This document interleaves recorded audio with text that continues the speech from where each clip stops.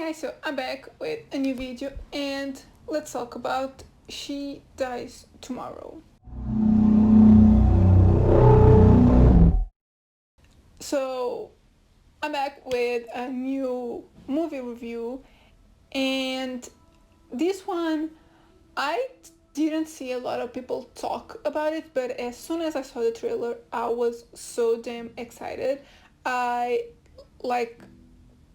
I'm going to say this quite a few times in this um, review, I'm pretty sure, but the trailer really got me. I was hooked from there, and I actually thought this was going to come out in the beginning of the month, but yeah, it just came out like 2 days ago, yesterday or something, and yeah, I had to see it as soon as possible and review it for you because yeah, that was one of the like new releases that got me more excited, like the new announcements, because yeah, I've told you my most anticipated movies of the year, which now not a lot are going to come out this year, but yeah, and this one just was announced a couple weeks ago and I was really excited about it. So yeah, without further ado, let's talk about it. So if you don't know what She Dies Tomorrow is about, it's basically about a girl that like gets this feeling that she's really going to die tomorrow, the next day, and because she's kind of concerned about that, she tells her friend that she thinks she's going to die tomorrow, and suddenly her friend also thinks she's going to die tomorrow, and from the trailer it turns out this is kind of a virus type of thing.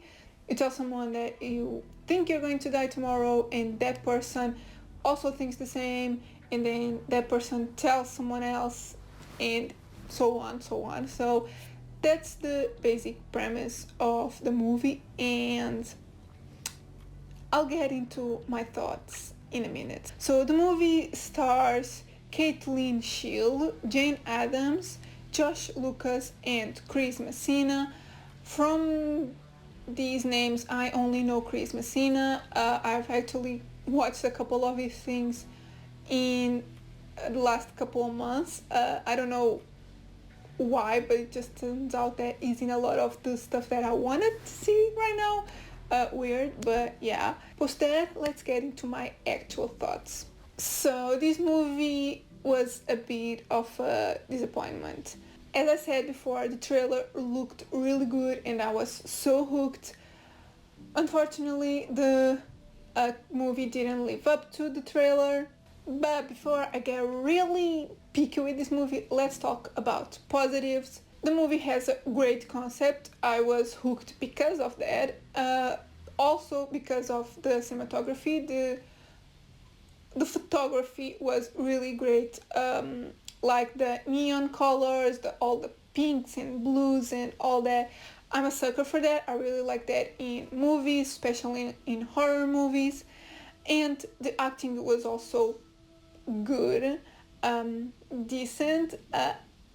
The thing is, there's not much to it, and that's the problem. It's basically what you see in the trailer, it's what you get in the movie. Like if you see the trailer, you know basically the whole movie. There's not much to it, and then there's no conclusion, no explanation, no meaning behind it, at least not that I know of, not that I could understand.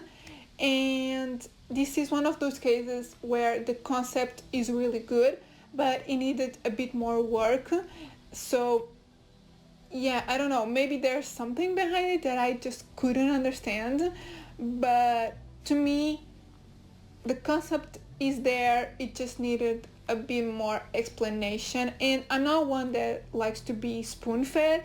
I like confusing movies and like those mindfuck type of movies, but at least those have kind of an explanation, sort of.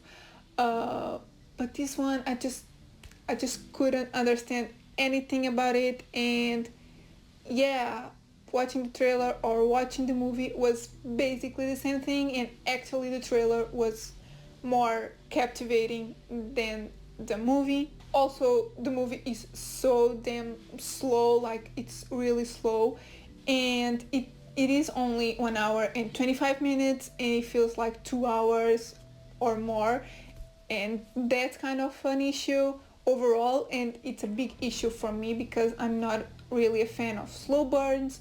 So this is a really, really, really slow burn. Plus that I did come up with some theories that I'm not going to mention here because those are spoilers, but yeah, if you see the trailer you're basically spoiled because it says the whole movie.